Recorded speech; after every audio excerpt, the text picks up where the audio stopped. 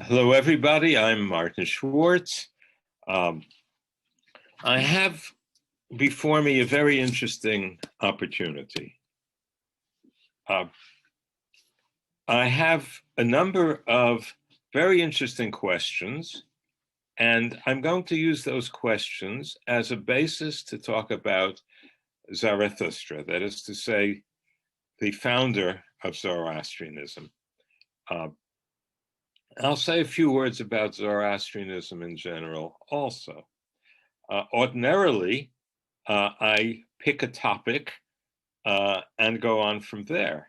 But in fact, that I have these questions gives me a very good opportunity to expound on some matters of Zarathustra and his poetry and significance of that poetry, which ordinarily I wouldn't have before me. So I'm going to then speak about Zarathustra and his poems, which are the Gathas, 17 poems, which are arranged metrically in groups of 5 called the Gathas, but there are 17 poems. And of those poems, in fact, I'm going to start with a question, or really a group of questions, about one of those 17 poems, which in the numbering of the later liturgy is called Yasna 32. There are only 17 poems. Yasna 32 tells us nothing as far as the number 32 is concerned about its order, for that matter. For example, the poem called Yasna 46 is older than Yasna 32. That numbering is a matter that I won't get into, apart from having said that it means nothing with regard to sequencing. So Yasna 32, it is the most complicated poem in the corpus, and to me, my favorite, because it is so intricate and has so many rich ideas and is poetically so packed intellectually that I find it a marvel. In fact, I find the Gathas in general one of the greatest intellectual and you can say spiritual products of all of humanity. Keep in mind that these poems were oral literature. They were not written until much, much later, centuries, many centuries later, when people began to forget, because writing had been around now for centuries, that it was written down in a very specially devised alphabet, which is also used for the rest of the Avesta. So the Gathas form the oldest part of the heterogeneous collection that we call the Avesta. Now, let us remember that this is poetry, and it comes from a tradition in which the poet was prized for what he could show of his ability through language, through complex language, through intricate, interesting language. When one of the translators uses a phrase, tell me truly, tell me straight, or a straight talk, that's not it. I mean, sorry, it really means tell me rightly, tell me truly, but not straight. There's very little straight in the Gathas. there are some chief messages that are repeated, that are clear. They're repeated in variations. But there is, apart from these very clear, very overt messages, there is a lot of intricacy. There is a kind of encoding, even, of certain ideas. Now, in order to understand the Gathas, we have to employ a combination of techniques. Firstly, we have to know Vedic Sanskrit to translate it. Then there are a number of Iranian languages that shed light on the ancient vocabulary that we're dealing with. Some of them sound quite exotic in name. For example, Khwarezmian, Sogdian, Bactrian, Khotanisaka. There's a modern language that I found occasionally relevant called Ossetic, which, as you know, is spoken in the Caucasus. And of course, Pahlavi, which is Middle Persian, Zoroastrian Middle Persian, which in fact was used to gloss the Avesta. Although by the time you have the Sasanians and the Pahlavi tradition of glossation, people no longer understood the Gathas, apart from some words that they understood. So these are all things that are very complex. What one does with a word that seems unattested elsewhere, when one has the possibility of several readings in our manuscripts, which to choose. In addition to that, I've discovered several compositional approaches. The concentricity, the concentric structure of the poems, how each poem is related to the rest of the corpus, so one could set up a flow chart. One can show the poems that are especially closely related, and this works remarkably mechanically. I can produce and have produced many, many charts to show the interrelationship of the poems. Plus, as I say, there's also a cryptic dimension, a hidden dimension, which involves the use of sounds in certain combinations. So that helps us understand these poems, which are the most difficult to translate in all of literature. So let me then start with Yasna 32. Someone asked a question about Yasna 32, verse 8. Does it involve the killing of a cow? Is Yima claiming to be a god? What is that all about? Well, this is a good question because it gets us into an example of the difficulty of translation. And I'll take one verse, one stanza actually, and I'll read you some translations of it, and you'll see how different each translation is. Then I'll tell you what I think is going on in that poem. So let me start. Can you all hear me okay? Yeah. Good.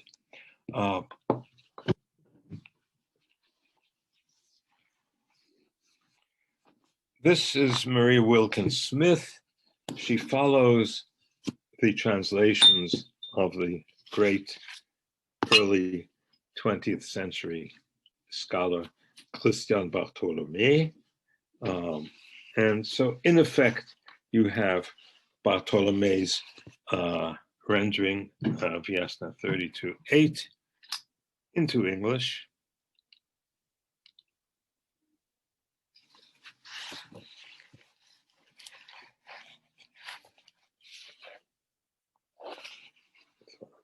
passage. Oh, I did mark the passage.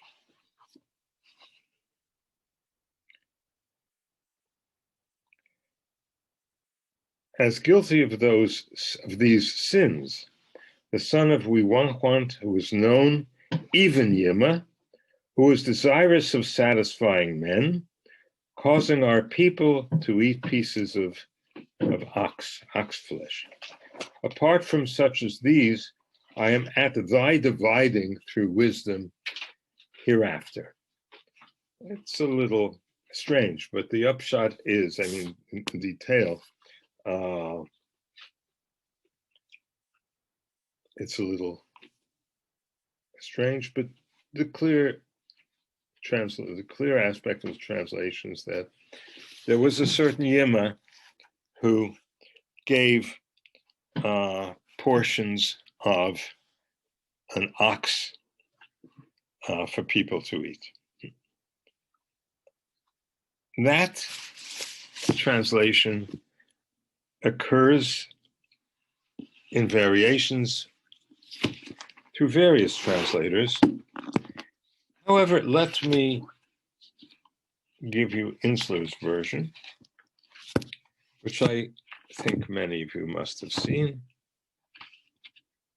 Yes, the 32:8. Even Yima, the son of Vivahwant, was tried for these sins, so he underwent a trial. He who wanted to satisfy our men by swearing, the cow is goddess. If I too am guilty of these sins, wise one lies in thy judgment. So here, suddenly we have a cow, not an ox, and the cow is goddess. I don't think that the point is that there was a goddess who is the cow. There are grammatical reasons to think that that's not the case.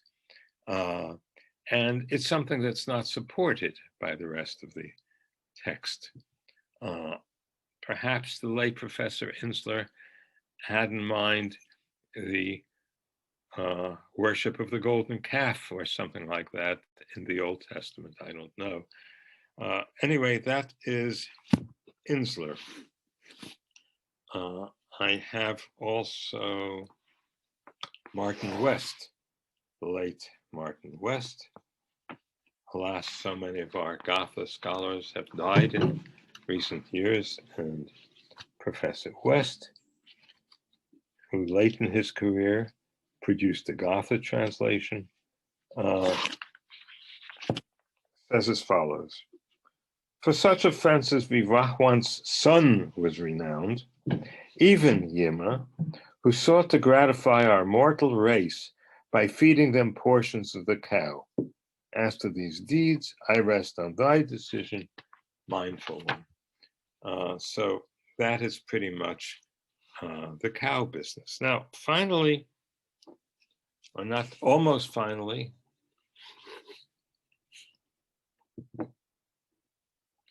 I'll read you the last 2010 translation of the late Helmut Humbach in his book Zarathushtra and His Antagonists.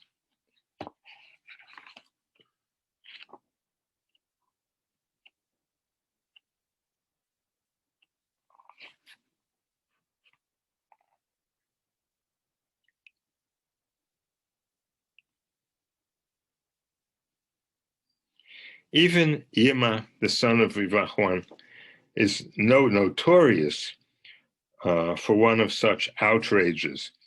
Even he who tried to satisfy us humans and our animals with the injunction, the business of animals is in parentheses, Humbach inserts that idea. Meat is just part of a complete meal. Without the parentheses, meat is a part of a meal. Now, the instance of Humbach is very interesting because this is a scholar who, over the years, produced various translations of the Gathas. This was his last. An earlier one, in which I think he got everything, well, almost right, says as follows. He states it in German. Let's see.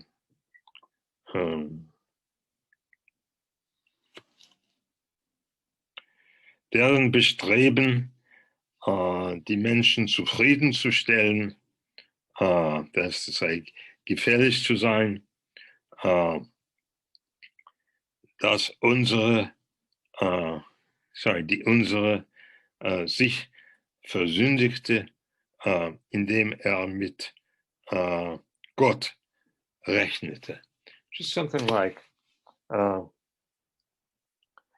in his striving to satisfy people,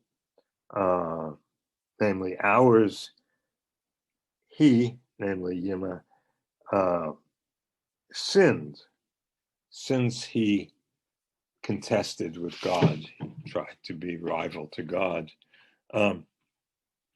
Now, I think that translation is actually, as I said, on the way to being correct. What you have is a bunch of words in one sentence whose translation is dependent on a very close look at the grammar to see what's not possible, and giving to eat is not possible. The word that's translated variously is cow or ox. Gauche could be, as Humbach himself said, a word meaning to go astray, to fall short of a goal, to sin. One can say a great deal about that. And the word baga, which some people thought meant portions, seems to be with God, or with a God. And I think what this amounts to is that Yima was either famous or was heard or underwent trial. All of those possibilities are there. He who wished to requite, to propitiate, you can say to satisfy, but there's a reciprocal nuance there, to propitiate our people. And Professor Gershevich thought actually these are words that Yima himself said. Merely trying to propitiate our people was his excuse.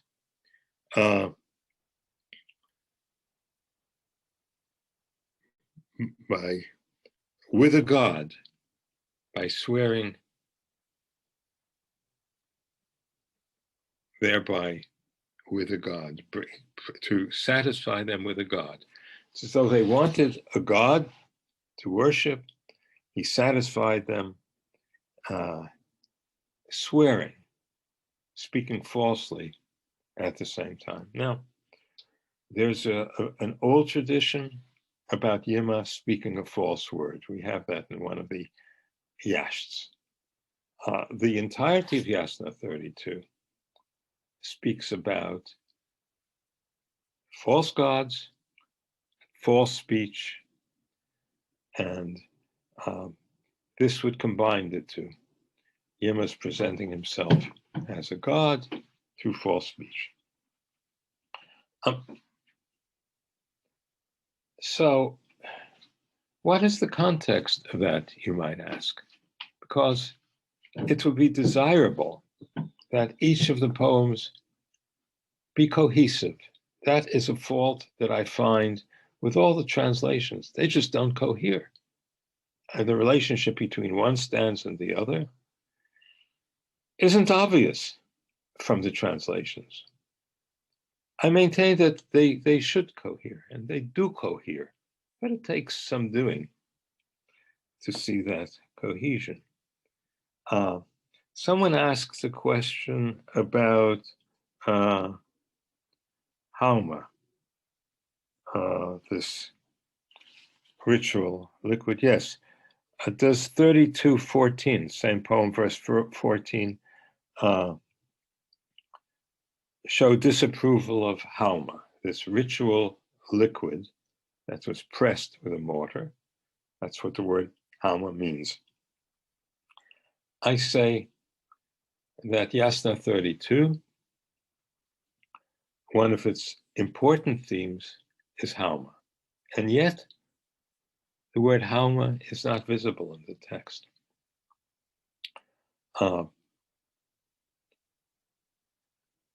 Part of the reason it's not visible in the text, actually, the main reason, is that Zarathustra did not want to give life to beings, to entities that he did not like. He did not want to perpetuate them through his poetry.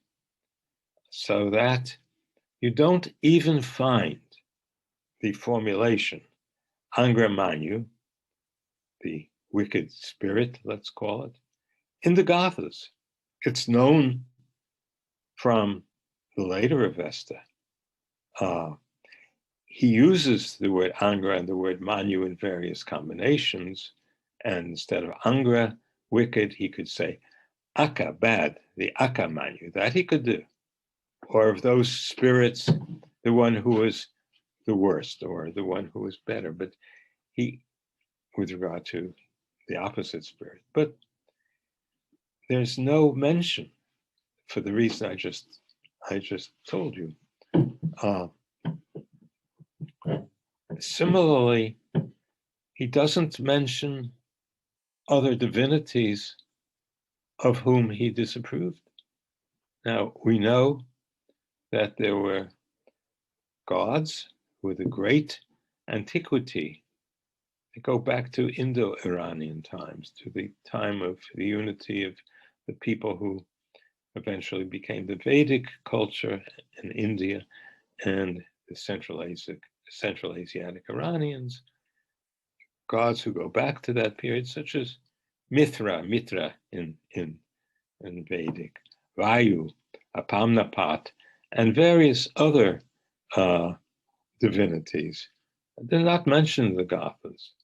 They do occur later in the Avesta, and I think what happened is that for whatever reason, either because Zarathustra's followers felt they needed the old gods to maintain their popularity, or, as I think is more likely, the priesthood of the old gods somehow co-opted Zarathustra's message, said, we have no problem with Mazda Ahura. We've always been worshippers of Mazda Ahura. Who is this Zarathustra anyway? Does he think he's God? And with the passage of time, gradually they restored the old worship in a kind of synthesis together with Zarathustra's ideas. The interesting thing is, I believe that Zarathustra foresaw this. He was concerned about it. And he mentions this possibility within Yasna 32, that his message and his messengers will be misused, will be thwarted by the worshippers of what he calls the Daiwas. Now, I'm asked a question about the Daiwas. Daiwa is an ancient word, Indo-Iranian word, which means a divinity. Originally, it means a bright one, heavenly one. We know the Vedic culture used it. We know that another culture, in that area, linguistically and otherwise related to both the Vedic and the Iranian culture, who survived in a way in Afghanistan, in the province of Nuristan. In the last century, they were called Kafirs because they were not Muslims. They also had daiwas. And I wrote an article a while back which showed that the worship, the practices of these Nuristani types were known in the Gathas and described as enemy practices. So they had that word daiwa, and they had a number of other words that are deprecated, that are pejorative in the Avesta. Not in their language, but it is clear that Zarathustra, and probably before him, Iranians dismissed some of the ideas of their ethnic rivals in that area. So Daiwa in itself, before Zarathustra, and I can show this, it's complicated, but I can show this, give you a little idea of how I can show it in the course of time. Daiwa, for Iranian, before Zarathustra, meant a demon, not a god. They took the word that the others used for God and turned it into a demon. Just as one of the demons we know mentioned in the Avesta is Indra, God among the Proto-Nuristani people and among the Vedic people, name of a god, and others. So Zarathustra, not wishing to name the gods of whom he didn't approve, whom in his opinion weren't gods anyway, he called them the demons. That way he didn't have to mention them. Now,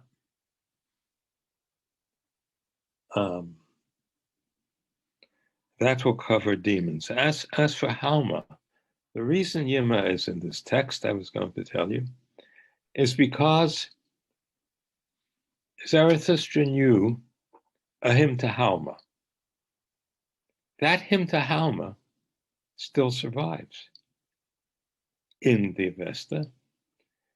It occurs in Yasna 9 and Yasna 10, what is often called the Haum Yasht, the Yasht to Hauma, or Hom Yasht to use the Middle Persian word. I can prove that Zarathustra knew an early form of this poem, a poem honoring Hauma by the traditional worshippers of Hauma, took its vocabulary and turned it on its head. He does so, in fact, in Yasna 32, verse 10. He says, what sounds like, that person indeed makes language or makes words go wrong, and so forth. Hauma na srawa moindat. Hauma, that guy, moreover, is a wordplay on Hauma. So he is saying, through Hauma, someone perverts, the man perverts language and does a number of other misdeeds. He who says that the worst one or that the worst thing is to see, he swears that the worst thing or the worst one is to see the cow and sun with his evil eyes. There's a word that doesn't mean the eye of envy, but it's just a pejorative word for eye. That was an okay word among the Vedic and Proto-Nuristani people. and so forth and so on, who would lift a weapon against the righteous one. Now, in this verse, Yasna 32:10, there are a number of words that occur in a very short portion in sequence toward the end of Yasna 9, namely, Waina to see, Gam Ashibya, the cow with eyes, the cow with one's eyes, Wadar, a weapon, occurs only in this text and in the Hamyasht. Wajda, to lift, Ashaune, against the righteous. The original context and the original syntax of this is different, but Zarathustra turns things on its head and says that these are the evil people. These are the ones who call the righteous the wrongful ones. And so he plays a kind of word jazz to those who knew the Hamyasht. They knew what he was doing. He does mention Hauma, but in a wordplay. And in that text, Yasna 9, Yima and his father are mentioned because Yima's father was the mythological first person to press Hauma. And Zarathustra uses Wiwahwant and his son, and he has all kinds of interesting word plays to show that they were both useless, in effect. I could give a lecture, and I think I did give a lecture actually on just that, but that is one of the reasons that Yima is at all mentioned in this text, because he's part of that Hauma complex. Okay, let me pass from Yasna 32, that most remarkable of compositions, a composition which begins with an interesting riddle. If you read my article in the Wiley-Blackwell Companion to Zoroastrianism, I discuss that there. As a matter of fact, that is one article that I recommend you read.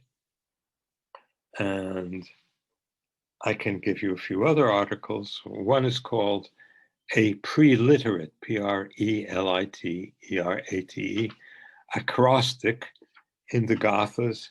That will tell you a lot about Zarathustra's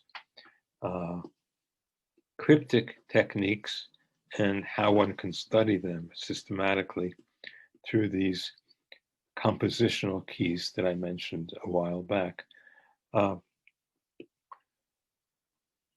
Now, let's then talk about, let's just say one more thing about Daiwas. Some scholars have assumed that it was Zarathustra himself who took the word Daiwa and demonized it from God to demon, but that's not the case.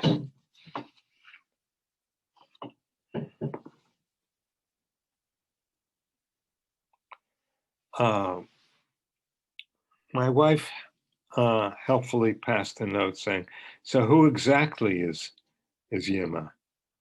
Not a god, not a demon, a drunkard, a tribal chief. No. We know that there was a figure who was a god in the Veda. He's called Yama. Among the Nuristani peoples, he survives in a neighboring group in Pakistan as Yimare, King Yama. So he was a god, in Indoranian. There are a lot of stories about him, and he has a manifold nature, but we know that in Iran he was worshipped as a god, because in the coinage of northern Afghanistan, within the early Christian era, in which we find on one side of the coin the image of a god, we find a figure who is called, in effect, Yama on the coin. And we know names of people in Sogdiana and in Bactria where Yama figures as a divine name, just as we say, let's say, given by this or that god, like Theodore, gift of God. You have gift of Yema, given by Yema. So we know he was a god. And for Zarathustra, he swore that he was a god. This was his sin. This is the way Zarathustra dealt with the myth.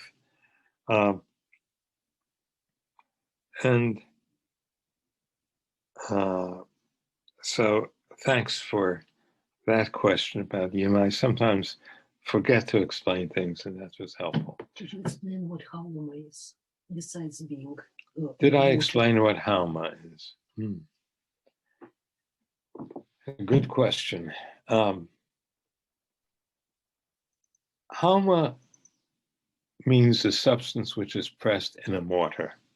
It's not a botanical name. The question is, what was Hauma?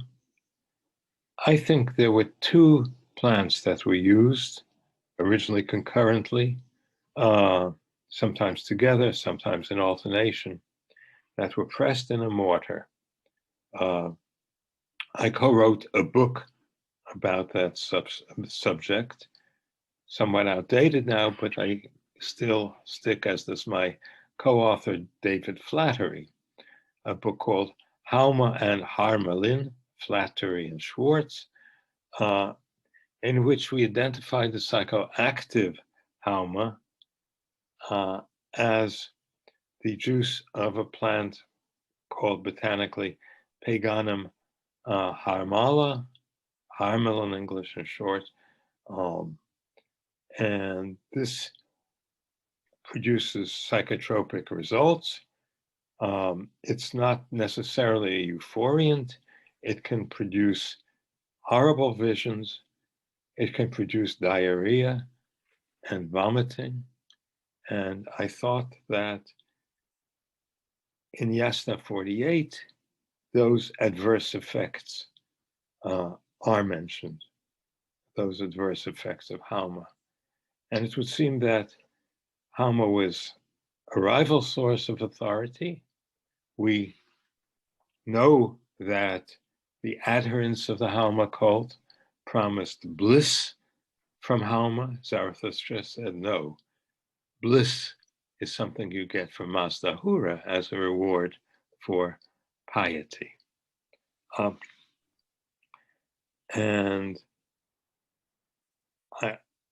It seems that Zarathustra managed to make people give up the use of this ritual drug, which provided a kind of access to the other world, but had for Zarathustra terrible drawbacks, and replaced it by the other plant, ephedra, which is not psychotropic. If you boil it, and only if you boil it, it's something of a nervous stimulant, but if you just press it in a mortar, nothing. Looks something like Paganum harmala, so it was a good substitute. That's the plant that Zoroastrian priests now use for home. So, is there a connection between Yema and Hauma? No. I've been saying a number of times Mazda Ahura instead of Ahura Mazda. That is the more common order in the Gathas. There was a question as to the words Mazda and Ahura and their gender. Mazda comes from an underlying word meaning wisdom, but it is the one masculine who is wise. So it takes the word wisdom and it masculinizes it and makes it the property of someone, not just a thing in itself. Ahura means Lord. And in fact, there are different Ahuras in the Gathas. The chief one was the Ahura who is Mazda, who is either wise or wisdom, knowing or knowledge, you could also say. Understanding is better. And Ahura, the Lord. Other divinities are also called lords. There are three chief divinities who are all one divinity, and this gets us to the question of, are we dealing with a monotheism? Can we speak of a monotheism? Is it a monotheism? In what sense? Is monotheism versus polytheism the right way to talk about these matters? That is, in fact, one of the tenets, a kind of mystical tenet of the Gathas.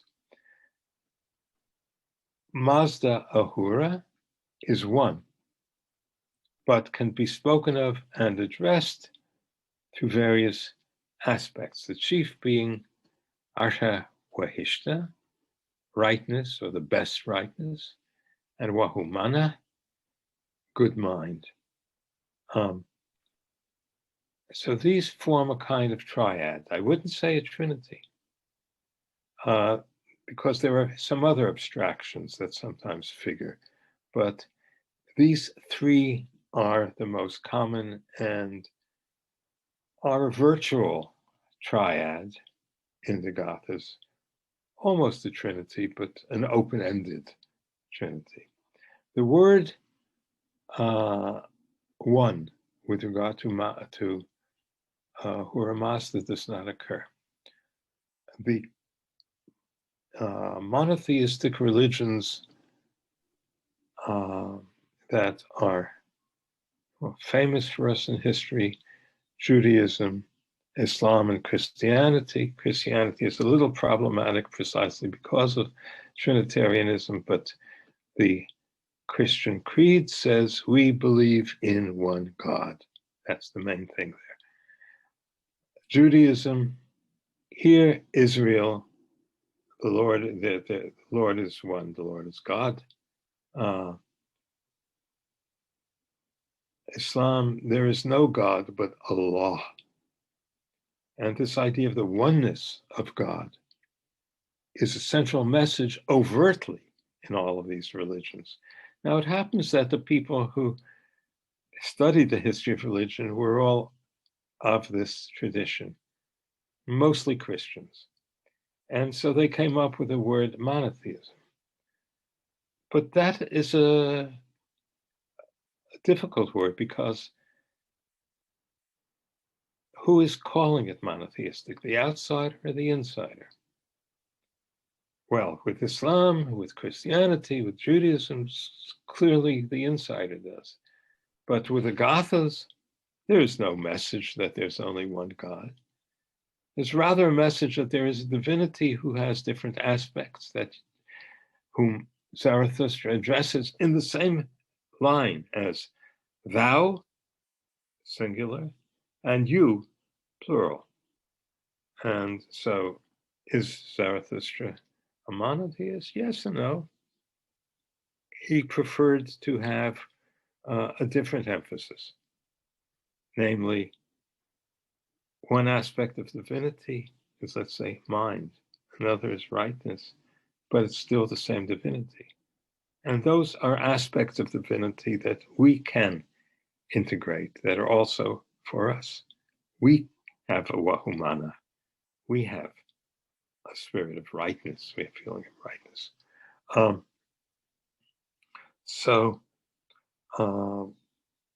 I think that that is an important aspect of the theology of the Gathas. With regard to monotheism versus dualism, there's no real verses there. There's no opposition in the Gathas between Ahura Mazda and Angra Mainyu. What you have is two spirits, one which is holy and one which is wicked or destructive, harmful. Where do these come from? And what are their relation to Mazda Ahura? Well, they are impetus, they are animus, they are driving forces. One is creative, one is destructive. According to Zarathushtra, each spirit chose its nature. One chose rightness, the other chose wrongness. These were pre-existent poles of being. There's no mention as to where rightness and wrongness came from, but they were objects of choice. These are not beings really in the world. They're not material. They're immaterial. And the word manyua, for Manu, in the Western means immaterial, intangible. I think that Manu was a complicated notion. We see in the Rig Veda, Manu can be anger, especially the anger of a god. It's the related word in ancient Greek, and of course these are related languages, they're Indo-European languages. Among other things is menis. Menis is wrath, which like Manu in the Veda can be fiery, anger. That's a curious thing. The root, to put simply, is the Indo-European root men, which means to think. But think is not it. It is a force that arises within the mind and animates one. And this is why, curiously enough, that root men you have in the Greek word mania, which means craziness. Mainomai in ancient Greek means I act wildly, I act crazily, because it refers to this men force as an excess in its extreme force. So, yeah, the men force has me look at the clock and we're moving, I see, rather quickly. But an excess of men force and I get wild, I begin grabbing everything and going nuts. So there are two aspects, especially to the word manu, as an impetus. And Zarathustra separated them. This is my historical explanation of Manu. One could wish to say that he had a divine insight about this, and that is the kind of statement that is beyond what I can say. I can just say what Zarathustra tells us. So let us see. So according to my analysis of Yasna 30, Mazda Ahura is a latency within Spenta Manu. It's there within Spenta Manu, as it were, emerges into the world from Spenta Manu as Lord, as a worshipable entity, and is part of existence, not separate from existence. And then probably creates Wahumana and Asha, because Mazda Ahura is said to be the father of Asha, and remains an aspect of Mazda Ahura, even though Mazda Ahura, as it were, emerges from Spenta Manu. But this separation of the original scenario of a difference between Spenta Manu, the holy Manu, and Angra Manu, the harmful Manu, means that Mazda Hura is not responsible for evil in the world. It comes out of Angra Mainyu. The formulation that has God versus devil, Mazda Hura versus Angra Mainyu, is a later formulation. You find it within later Zoroastrian texts, and you find it mentioned in Greek texts, perhaps as early as Aristotle, but it's not a Gothic formulation. So the problem of evil is not the problem of God having to do with God the way it is in the monotheistic religions.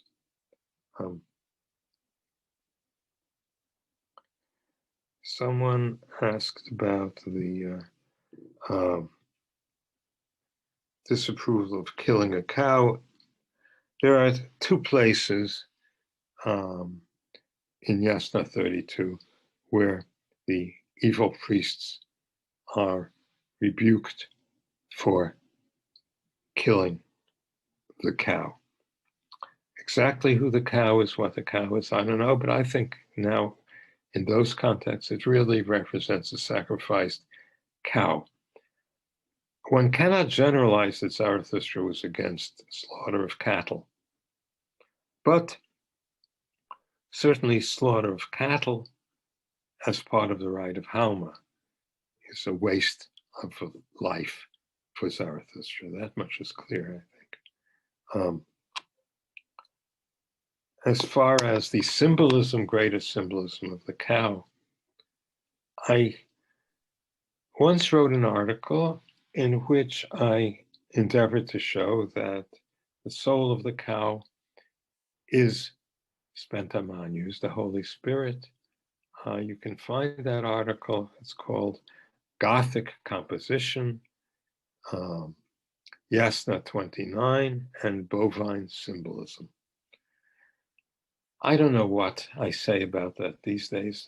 Well, I don't say anything about that these days. That was then. Professor Schmidt, who came up with this idea in the first place, and in whose honor I wrote this article, the late, alas, Hans-Peter Schmidt. After I wrote my article, he said, well, I don't know. For all I know, this is Wohumanach after all. Okay. Well, I don't know either, but you can read what I thought then.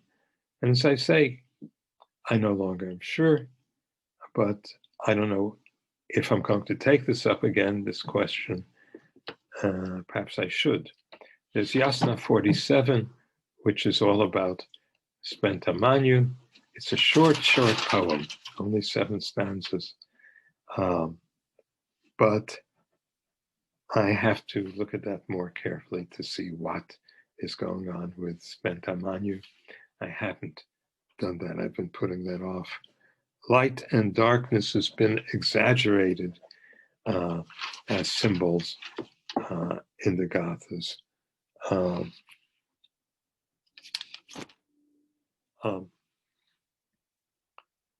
There is in Yasna 44 the mention of light and darkness created by Mazda Hura, just as things of nature. Light of morning is when we wake up, we start the day by worshiping. Night is when we sleep. They're both fine. If you look at that poem, Yasna 44, however, in terms of its structure, it may be that there's a verse that speaks of 2 armies that are opposed, that are, with regard to the concentric composition of the poem, correspond to this business of light and darkness. So I think light and darkness works both naturally and symbolically in the Gathas. Where you do have light versus darkness clearly is in the description of heaven and hell. Heaven is bright, hell is dark. But I think the business of light versus darkness is a misconception due to the confusion that people have had between Zoroastrianism and Manichaeism, which is dualistic, but which is a very different kind of dualism. Someone asked me about Frawashis. They don't occur in the Gathas. It's an aspect of one's being. It pre-exists and it post-exists people, but Zarathustra does not use that word Frawashi.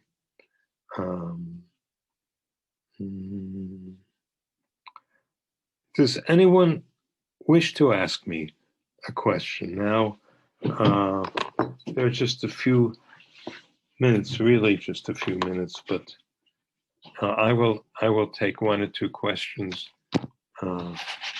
if someone wishes. Otherwise, if you like, we can arrange another Zoom session, and we can have a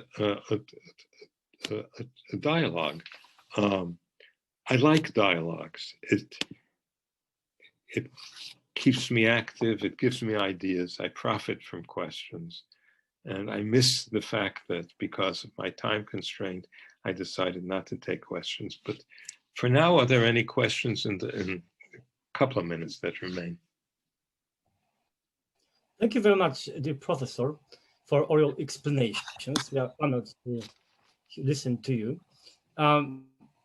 My question is about the metrum, because one of our friends asked us, yes, metrum in the Gathas. Yeah, you mean the prosody, the meter, yeah? Yeah, exactly. Meter, yeah. Excuse me, Martin. Pardon What he mean is the. You mean the construction of the verses? Exactly. Yeah. Exactly. Yes. The prosody, yeah. Yes. There are essentially 5 prosodic patterns of the Gathas. That is the way the Gathas are divided. One also has to do with length of the stanza. But essentially it's a matter of meter.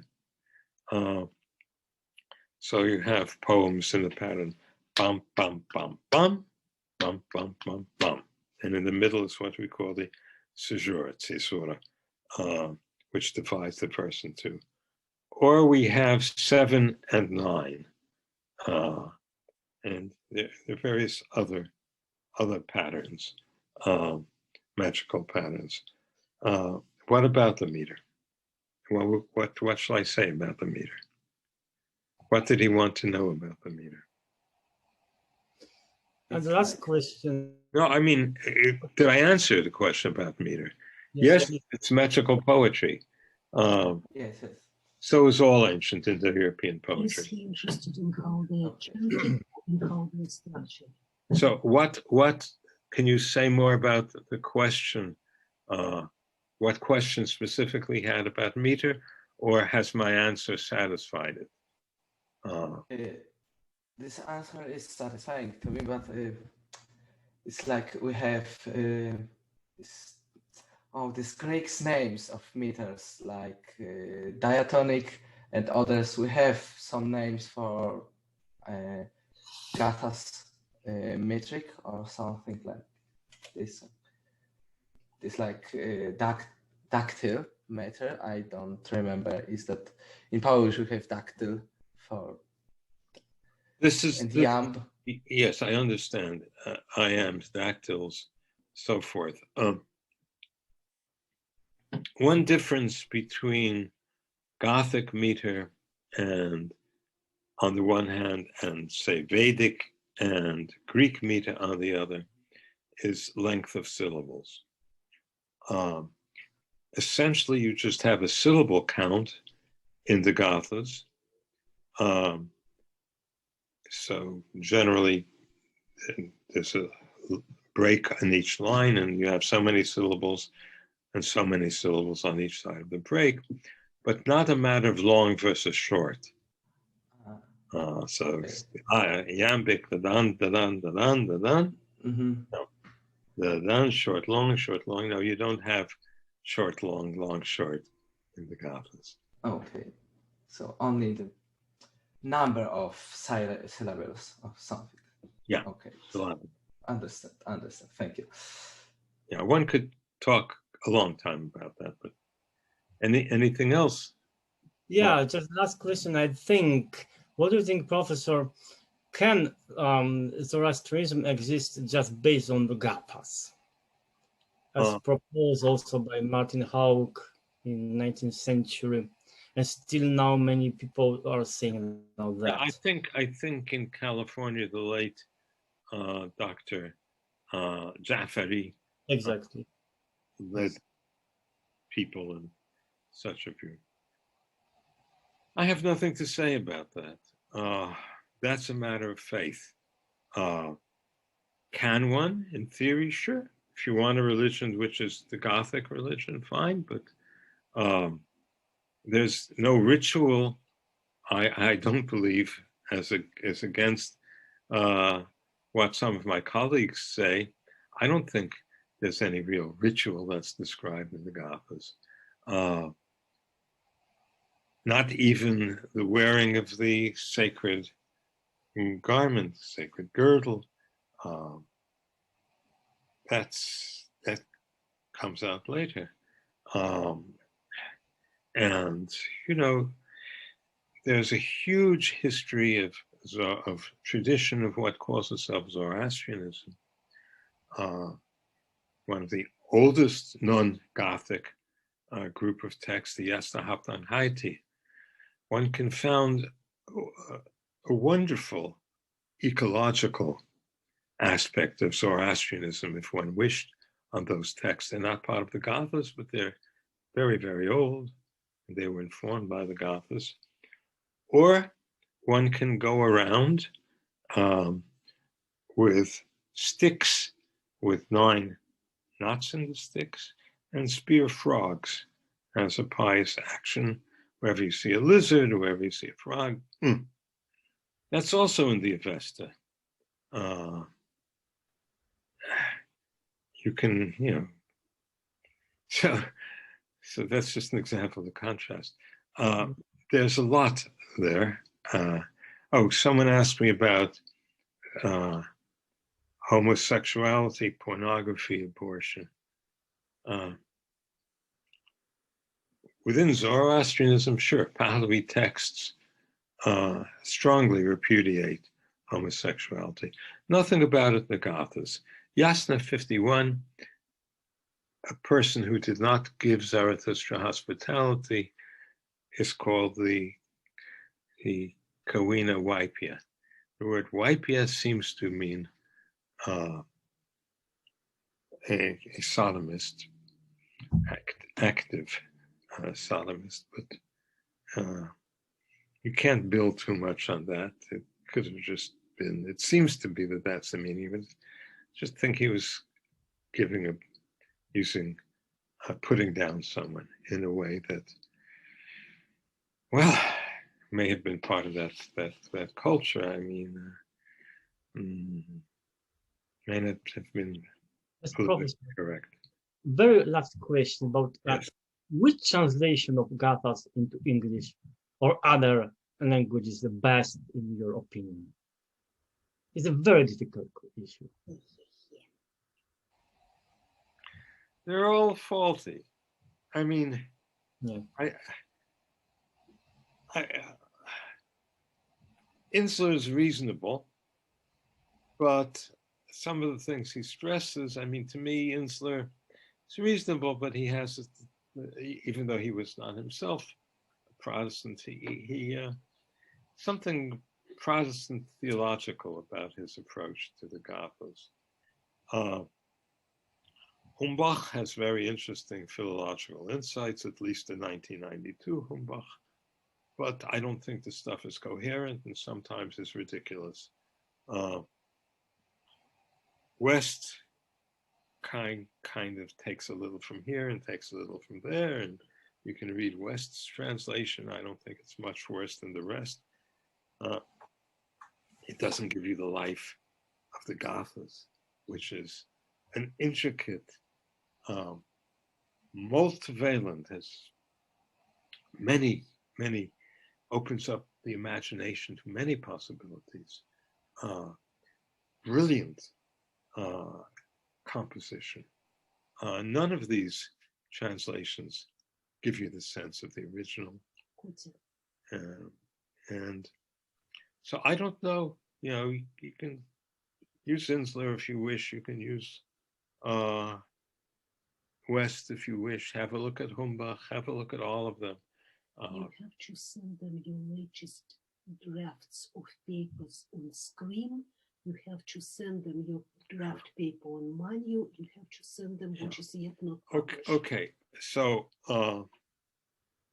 I think I had better for the time being thank you for your attention. And as I say, we can, if you like, have a session to discuss these and whatever other matters you wish. And so be in good health and success to all of you, and goodbye for now. Thank you so much. Bye. Bye.